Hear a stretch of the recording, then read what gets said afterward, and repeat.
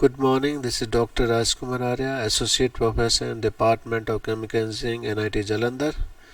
Today I am going to explain the modeling of single component vaporizer. So if you see here,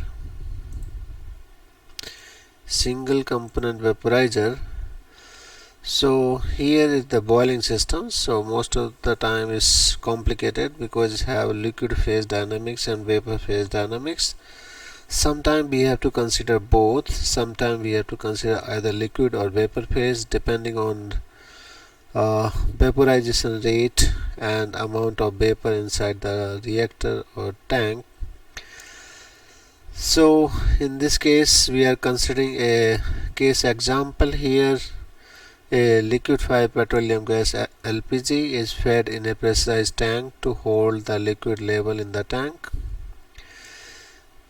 It is being assumed LPG is a pure component, propane. The liquid in the tank is assumed perfectly mixed. Heat is added at a rate Q to hold the desired pressure in the tank by vaporizing liquid at a rate W, mass per unit time. Heat losses and mass of the tank walls are assumed negligible. Gas is drawn off from the top of the tank as a volumetric flow rate Fv. Fv is the forcing function, or you can say the load disturbance. So this, if you see this Fv, so we are maintaining a pressure inside this particular vaporizer here. So here you have a vapor phase. Vapor phase will have some vapor pressure here, Pb. So if you withdraw some amount of vapor from the top, so this will fall down, and this control signal will supply the steam. So more heat would be supplied in order to maintain the desired pressure in the vapor sections here. So if the liquid level falls inside there, the flow rate can be increased here. So this is how the controlling would be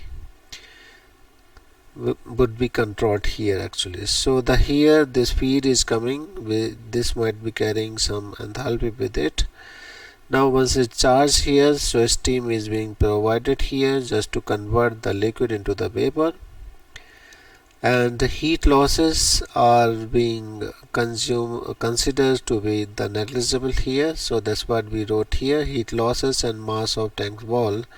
So the no heat is being used to raise the temperature of the tank walls, and other losses are also considered negligible here. So if we see first part here, we are talking about the steady state model. So steady state model case, we are neglecting here the dynamics of vapor and liquid phase with respect to time. We are just balancing the energy actually input to the condenser. So this is the energy taken by the vapor. So this is the vapor flow rate is getting multiplied by density, the mass of vapor leaving the vaporizer. So this is enthalpy of vaporizer, enthalpy of the liquid. So this is total energy going with the vapors is balanced by the heat supply to the condenser. So this is the steady state simple model only. So here enthalpy is of vapor leaving the condensers, and in joule per kg. HL is the enthalpy of liquid entering the condenser in joule per kg. So this is the simplified model for steady state model case. Now unsteady state case we can write in two phases here. First phase we are considering liquid phase dynamics model. So this is somewhat more the realistic one. So here we are assuming that vapor phase volume is small enough, or for that we can neglect the dynamics of that. So you can say only very few moles of the liquids are getting converted to the vapor phase. So mainly actually the vaporizer is being filled with the liquid only. So we can assume that way. So in that particular time, the pressure inside the vessel is equal to the pressure of vapor, and mass flow rate of vapor would be equal to density of vapor multiplied by this. So if we write energy balance for this case, so if we write here, so we are supplying energy to the condenser, so it would be a function of flow rate at what rate the product is being withdrawn. So in terms of feed supply here also, then flow rate into the condenser of the steam. This is from here, what should be the mass flow rate. These two equations, then total mass balance here, so rate of change of mass of liquid within the condenser here, so we are calculating d rho Vl upon dt. This is rate of mass of liquid coming in, rho naught f naught, minus rho Vfv, this is the rate of mass leaving as vapor. So this we can write in this particular format. Then we can write energy balance, so energy accumulated inside the condenser here, so this is d rho Vl Cp into dt upon dt. This is energy coming in with the liquids, rho naught f naught Cp t naught.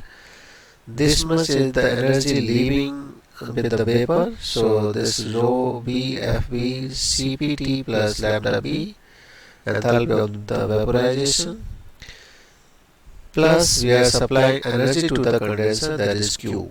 So this is energy balance equations. Then density of vapor can be calculated by ideal gas law, the Pm upon RT. Vapor pressure equation can be given by this Antoine equations, so A and B are the Antoine constant. So equation 1 to 6 are the required model equations, and unknowns are Q, F naught, VL, T, rho V and P. So this was for liquid phase dynamic model. We have not considered any dynamics of vapor phase because we have considered the volume of vapor inside the tanks are negligible.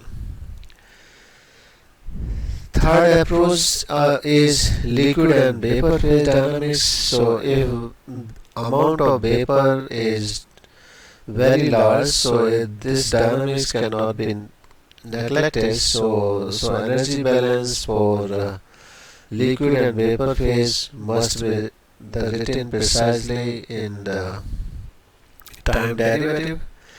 So liquid buoys, because at some temperatures and compositions it exerts a pressure P greater than the vapor pressure Pb in vapor phase above it, and driving force for this is the pressure differential. So the mass flow rate of vapor leaving this is kmt P minus Pb, where kmt is pseudo mass transfer coefficient at equilibrium. Energy supply to the condenser would be calculated by this, how much product is being withdrawn, so that way, and how much feed is being charged. This flow rate of the steam or to the condenser would also be the function of the flow rate. Again, the volume inside the reactor, we have to maintain the volume inside the condenser. Then liquid phase continuity, the mass balance, d rho Vl upon dt, the mass of liquid coming in, mass of liquid going as vapor. The simple energy balance, this is the energy accumulated in the liquid phase, rho Vl Cp t. This is energy coming in with the liquid phase, this is energy leaving the liquid as vapor. This is energy Q supplied to the condenser. This is energy balance for the liquid part. So this can be rewritten in this particular format. So this now the vapor pressure P equal to exponential A over T plus B.